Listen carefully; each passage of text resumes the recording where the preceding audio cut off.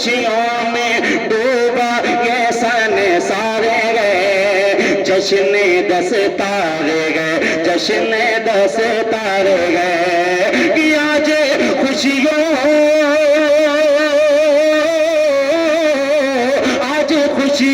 میں ڈوبا یہ سنسار گئے، جشن دستار گئے، جشن دستار۔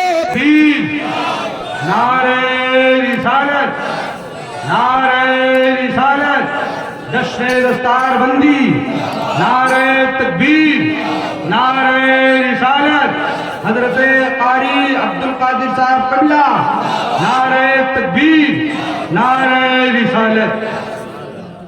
دشمن حق ریسرچ کرتے ہیں،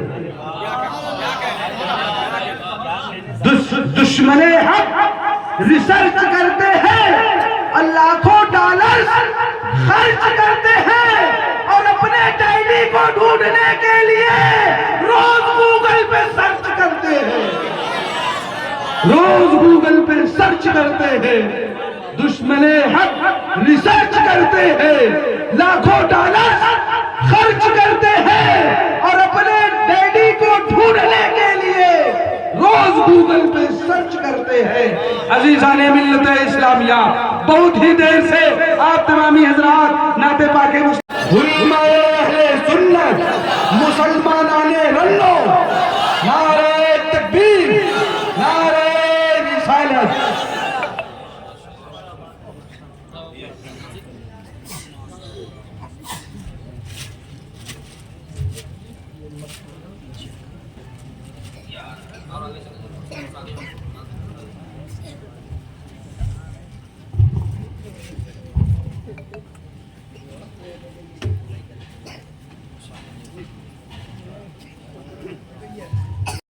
یا رسول اللہ سرور کہوں کہ مالک و مولا کہوں تجھے، سرور کہوں کہ مالک و مولا کہوں تجھے، باغ خلیل کا گل زیبا کہوں تجھے، اور تیرے تو وصف عیب تناہی سے ہے بری، حیران ہوں میرے شاہ میں کیا کیا کہوں تجھے، لیکن رضا نے ختم سخن اس پہ کر دیا، خالق کا بندہ خلق کا آقا کہوں تجھے، خالق کا بندہ خلق کا آقا کہوں تجھے، اور خاموش ہے تو دین کی پہچان علی ہے۔ اگر آپ بولنا چاہتے ہو تو بول رہے، اور اس خیال میں نہ بیٹھے رہے کہ میں آپ سے یہ کہوں کہ آپ سبحان اللہ بولیں تو جنت مل جائے گی، واللہ میں ایسا ہرگز نہیں کہہ سکتا ہوں۔ آپ کی مرضی ہو تو بول دو سبحان اللہ، ورنہ جنت اتنی سستی نہیں کہ ممبر پہ آنے کے بعد غالباً کچھ لوگ کہتے ہیں جنت چاہیے تو سبحان اللہ بولو، جنت اتنی سستی نہیں ہے۔ پھر میں کبھی بتاؤں گا تو بولیں، بس چند منٹ آپ سماعت فرما لیں۔ آپ دیکھ رہے ہیں قاری عبدالقادر صاحب قبلہ کی رسم دستار بندی کے بعد گل پوشی ہو رہی، آپ یہ نورانی منظر سماعت فرمائیں، اور اپنی قسمت پر جتنا ناز کریں اتنا کم ہے۔ یہ ہے تو نہیں آپ کے گھر کے، لیکن رشتے میں آپ کے بھائی، بیٹے، دوست کچھ بھی لگتے ہوں گے، اور آپ کے گاؤں کے رہنے والے آپ کی بہت خوش نصیبی ہے۔ خاموش ہے تو دین کی پہچان علی ہے، ذرا زور سے بولے سبحان اللہ۔ خاموش ہے تو دین کی پہچان علی ہے، گر بولے تو لگتا ہے قرآن علی ہے، اور قرآن تو دیتا ہے ہمیں دعوت ایمان، ایمان یہ کہتا ہے میری جان علی ہے، ایمان یہ کہتا ہے میری جان علی ہے۔ اور یہ امت سرکار مٹی ہے نہ مٹے گی، یہ امت سرکار مٹی ہے نہ مٹے گی، اس آخری امت کے نگہبان علی ہے، اس آخری امت کے نگہبان علی ہے۔ درود پاک پڑھیں، اللہم صلی علی سیدنا شفیعنا حبیبنا مولانا محمد بارک وسلم صلاۃ و سلام علیکہ سیدی رسول اللہ صلی اللہ علیہ وسلم۔ چند مریدین کے ساتھ کسی کام کے وقت غالباً بازار یا کہیں جا رہے تھے، تو چند مرید تھے، خواجہ نصیر چراغ دلی علیہ رحمہ تھے۔ جب خانقاہ سے نکلے تو راستے میں چند دوری آنے کے بعد، تھوڑی دور کا سفر طے کرنے کے بعد ایک گھر سے برتن کے کھٹکھڑانے کی آواز آئی، برتن کے خنکنے کی آواز آئی، اور خواجہ نصیر الدین چراغ دلی علیہ السلام بڑی جلدی میں تھے، کسی ضروری کام سے جا رہے تھے۔ آپ کے قدم رک گئے۔ مریدین نے کہا سرکار آپ بڑی جلدی میں تھے اور بہت ضروری کام سے جا رہے تھے، اور آخر آپ کا قدم رک گیا، وجہ کیا ہے؟ تو چراغ دلی نے مریدوں سے کہا تو خواجہ نصیر نے، اے میرے مریدوں، یہ کہیں سے برتن خنکنے کی آواز آ رہی ہے، ذرا معلوم تو کرو یہ آواز کہاں سے آ رہی ہے۔ مسلمانوں، آخری بات میں آپ کو پیغام دینا چاہتا ہوں کہ اسلام کے لوگوں کا کردار کیا تھا، میرے آقا کے غلاموں کا کردار کیا تھا، وفادار نبی کا کردار کیا تھا۔ آپ سماعت فرمائیں، آپ کا سینہ چوڑا ہو جائے گا، آپ کا دل باغ باغ ہو جائے گا۔ جن کو تم ہیرو سمجھتے ہو وہ تمہارے ہیرو نہیں ہے۔ اگر ہیرو ماننا ہے تو عزیزان گرامی کا اپنا ایک ہی ہیرو ہے۔ جب بدر میں اترا تھا تو عزیزان گرامی کا 70 کافر کو مارا گیا تھا، اکیلے علی نے 35 کو کاٹ کر جہنم میں پھینکا تھا۔ یہ ہمارے ہیرو ہیں جسے مولا علی کہا جاتا ہے۔ یہ اسلام کے ہیرو ہیں۔ منظر یہ تھا، آدھی کھجور کھا کر شہری کیے تھے اور آدھی کھجور افطار کے لیے رکھ دیے تھے، اور برسات کے پانی کو اکٹھا کر کے افطار کے لیے پانی پیتے تھے، روزہ کھولتے تھے۔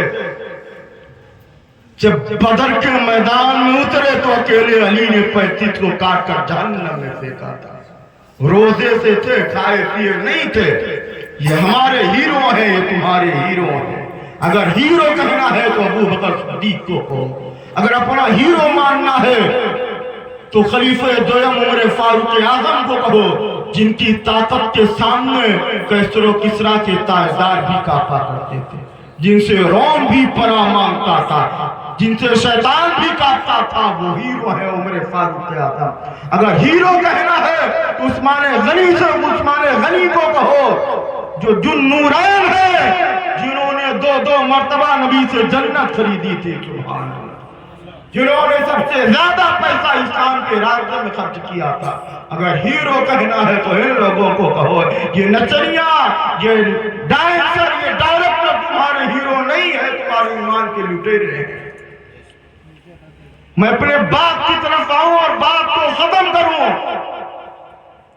چراغ دلی علیہ السلام خواجہ نصیر کا قدم رک جاتا، کام ضروری تھا لیکن قدم رک گیا۔ مریدوں نے کہا سرکار آپ چلے، یہ برتن کہیں سے خنکنے کی آواز آتی ہوگی، آپ اس پر غور نہ کریں۔ نصیر الدین چراغ دلی نے کہا نہیں، پتہ تو لگاؤ آواز کہاں سے آ رہی۔